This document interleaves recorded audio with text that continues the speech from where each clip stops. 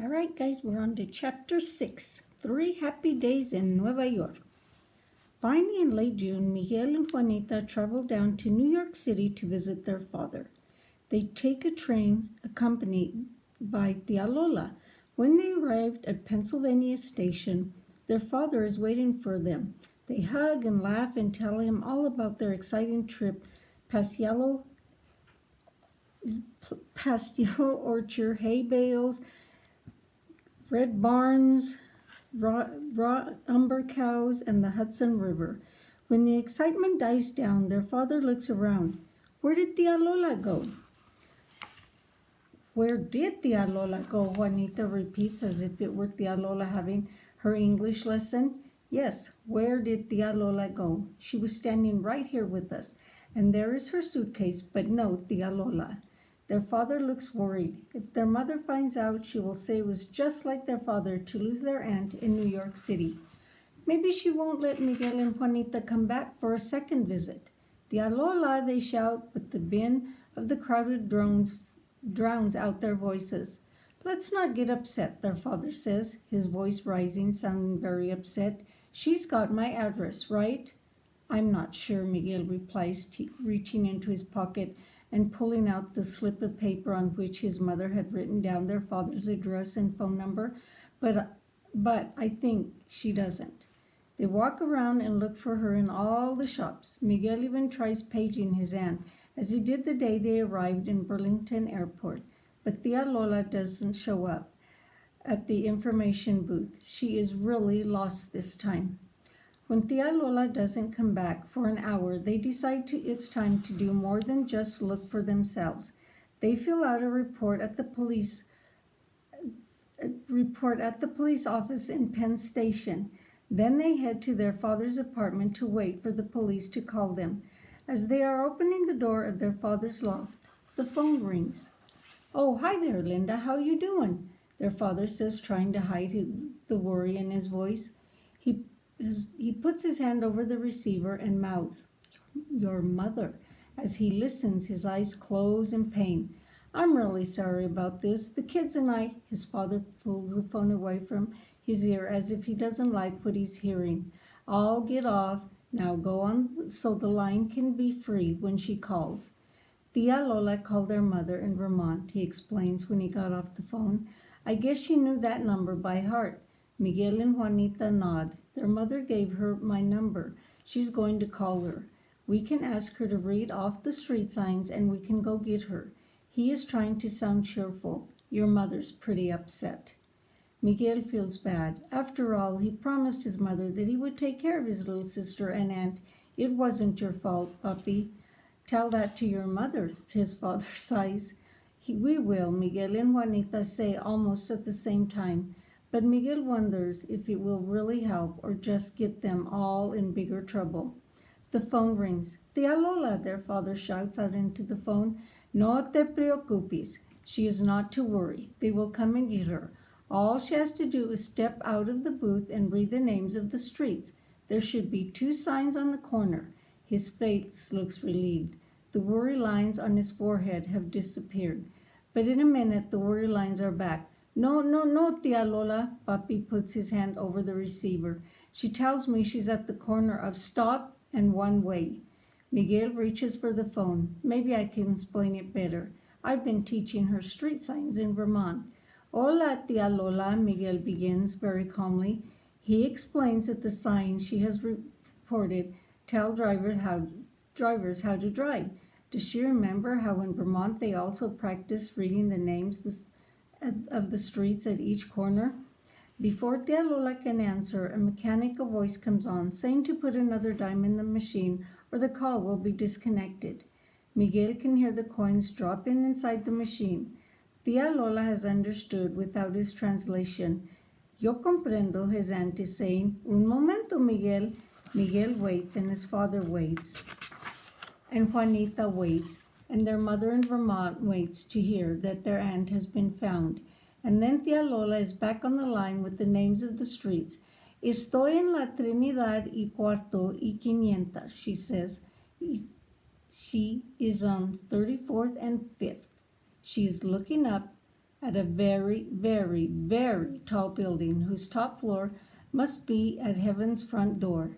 Just stay right there, Tia Lola, Miguel calls her. We'll come and get you. When they arrive at the Empire State Building, Tia Lola is standing beside a phone booth waving. Miguel and Juanita run down the street towards her. Mi culpa, Tia Lola says. It's all my fault. She has never seen such sight. She started to walk and look around, and soon she was lost. What do you do? What do you say? We get something to eat. Sorry, guys. Miguel's father asked cheerfully. There's something I have to do first, Miguel says.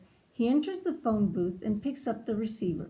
When his mother answers in Vermont, Miguel speaks in Spanish because he knows that will make her feel happy. Hola, mami. Encontramos a Tia Lola. No te preocupes. We found Tia Lola. Don't worry. And then very quietly, so no one can overhear him, he whispers, Te quiero mucho. What do you want to do today? Their father asked them the next morning. They all slept very well after the excitement of the previous evening. I want to see my friends and go to Yankees game, Miguel pops up. Jose says they're playing today. I want to go to the zoo, Juanita disagrees. I want to see the penguins. The zoo is kid stuff, Miguel disagrees. Miguel tells his sister, I am a kid, Juanita states, and you're a kid too. I'm not, Miguel stands up to his full height. Their father is sitting on a stool beside one of his paintings. He rolls his eyes in sighs. I had forgotten, he announces, to no one in particular, the happy pitter-patter of little feet. From behind the screen that separates their guest room from the rest of the loft, Tia Lola emerges.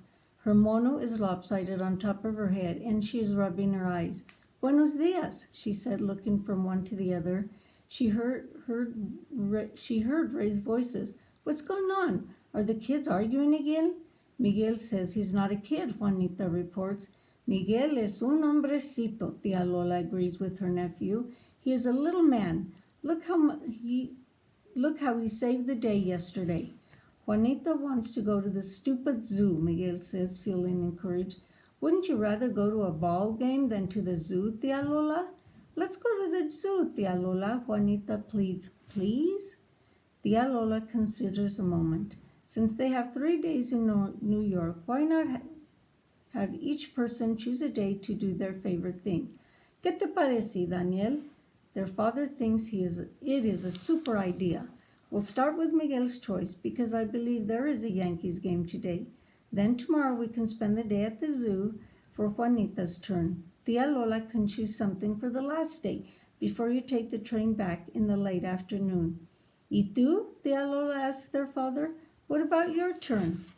I'm getting my wish by having you all here with me, he explains.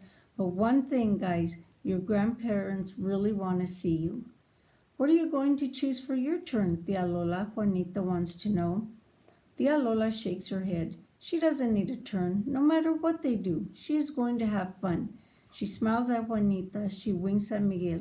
Sometimes you can really tell whose side Tia Lola is on. The afternoon clouds up. By the time they set out, it's raining heavily. Sin gatos, sin perros, Tia Lola says, laughing. Without cats or dogs. Tia Lola is really catching on to English. They take the subway out to Yankee Stadium, where they meet up with Miguel's friend, Jose, and his big brother, Lionel. Even with the rain, the crowd stretches out the parking lot.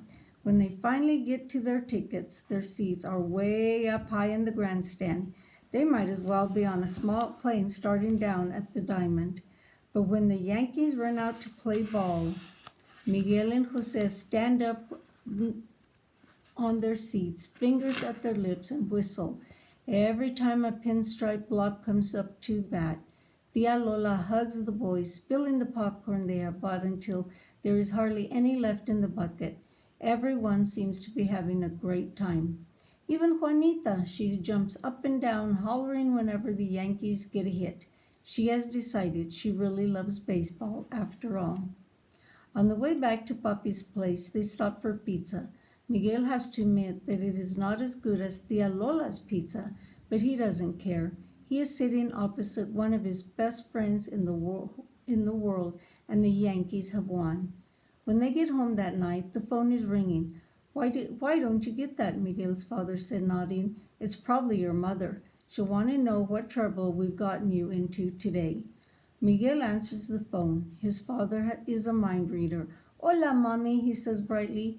We went to the Yankee game. Jose came too. It was really exciting. But then, just because her voice sounds lonely on the other end, he added, the popcorn was stale. No, no, that's not all we had for dinner. Juanita got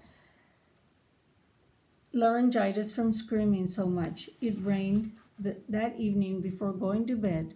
Their father unveils his latest painting. The background is painted a pale gray, but you almost can't see the gray because of all the bursts of red and gold and purple strokes, like fireworks on the 4th of July. Miguel is sure his father will start quizzing them on the names of the colors. But instead, Papi asks, so what do you think? What is it? Miguel wants to know. Use your imagination, right, Papi? Juanita says. I mean, what's it called? Miguel says, narrowing eyes at his sister. Actually, Tigrito, it's called Untitled. Their father says, smiling, but maybe you or Juanita would like to title it. Why don't you have a contest, eh? For the next day or so, think about what you might name it. What does the winner get? Miguel asks. Let's see. Their father considers an all expense paid trip to New York with a brother or sister of your choice. If I win, can I substitute a friend? Miguel asks. The next day is sunny and warm, the perfect day for going to the zoo. Juanita gets to invite Ming, her special friend from first grade, to come along too. They visit the penguins. Juanita's pointing excitedly at some baby ones who are learning to waddle single file behind their mother and father. Miguel has to admit it is kind of fun to watch them in their little tuxedos, looking like waiters in a fancy restaurant. We'll have a well-done cheeseburger and fries and Coke, he says, tapping on the glass wall. Ming thinks Miguel's remark is so funny, she repeats it at the snake house. After lunch, they visit the dolphins, Miguel's favorite animal. He hangs over the rail and watches a dolphin leap through a hoop the trainer holds up. Someday, when he gets tired of being a Major League Baseball player, Miguel is going to be a trainer of dolphins. When the dolphin show is over, Miguel says, let's go see the tigers, my favorite animal. After all, his father's nickname for him is Tiguerito, which means little tiger. Hey, what'd you say? Your sister gets to pick, remember? This is her day. It's okay, Papi, Juanita said. The zoo is kid stuff. Let Miguel enjoy himself. The zoo is kid stuff, Ming repeats, giggling as the two girls link hands and skip all the way to the tigers. The next morning, they hop on a subway to see Abuelito and Abuela. Papi and his parents came to the United States when Papi was only 7 years old, Juanita's age. For 29 years, his parents have lived in Brooklyn, where they still own a bodega filled with lots of things from the Dominican Republic. The minute they step out of the subway station, Tia Lola's ears perk up. Everyone is speaking Spanish. The mono on top of her head stands taller. Her lipstick shines redder. The beauty mark above her upper lip winks like a star. It is as if she were back home on the island. They walk for blocks without hearing a word of English. Most of the shops have spilled outdoors onto the street. Colorful dresses hang from racks on the sidewalks, and bins overflow with tropical fruits and vegetables, which they have not seen for months in the Grand Union in Vermont. Aguacates, avocados, plátanos, plantains, squash, piña, pineapple, sweet potatoes, Tia Lola calls out, matching up her Spanish with her English. Meanwhile, Papi is pointing left and right. Miguel guesses olive green, crimson, purple. The last color is one Papi has just taught them. To Miguel, dioxazine sounds like the name of medicine, then of a deep, rich purple. Up ahead, Abuelito and Abuela are sitting in chairs on the sidewalk in front of their bodega. Miguel and Juanita race down the street toward them. They kiss and hug as if they'd forgotten that they had already done so. They kiss and hug again. Tell us all about Vermont, Abuelita says, and for the next half hour, that's exactly what Miguel and Juanita do. Finally, their papi reminds them, remember kids, it's Tia Lola's day. She gets to choose what we do now. Bueno, Tia Lola, now you do have to tell us what you want. Tia Lola, where did their Tia Lola go? Miguel's father is turning around in circles. He has a worried look on his face. It will be terrible if they lose Tia Lola a second time in 3 days. But no, there she is down the street, under a sign that reads, Sounds of Quisua and Levin Tropical. Tia Lola is dancing the merengue with one of the shopkeepers right on the sidewalk. Other people are joining in. I think this is exactly what Tia Lola wants to do on her last day in New York, their father remarks. Late that afternoon, they stopped to get their bags at Poppy's loft on the way to this train station. His new painting, still untitled, is propped up on an easel. Oops, we forgot the contest, their father says. What are we going to name it? It doesn't take long for Tia Lola to speak up. The Yankees, Jose Ming, the Penguins, merengue on the sidewalk, the colors, the fun. She points here and there in the painting. Tres días alegres en Nueva York, she suggests, and then to show off how much English she has learned on this trip, she translates 3 happy days in New York. Your turn, Miguel and Juanita, their father says, but neither one can think of a better name for the painting or a better way to describe their visit. It's settled, their papi says, removing the canvas from his frame and rolling it up. Tia Lola, you have just won an all-expense-paid second trip to New York with your niece and nephew and an original painting by the artist, Daniel Guzman. I think it's better if I keep the painting here, Tia Lola says, looking at the children for help. She doesn't want to hurt her father's feelings, but their mother will certainly not appreciate 3 happy days in New York hanging in their farmhouse in Vermont. I think it's a good idea to keep it here, Miguel says. Yes, Papi, Juanita agrees. Then we can visit it, too, when we come again to New York. So the painting stays in New York, but Miguel and Juanita and their aunt carry the memories of 3 happy days with them back to Vermont. End of chapter 6, guys.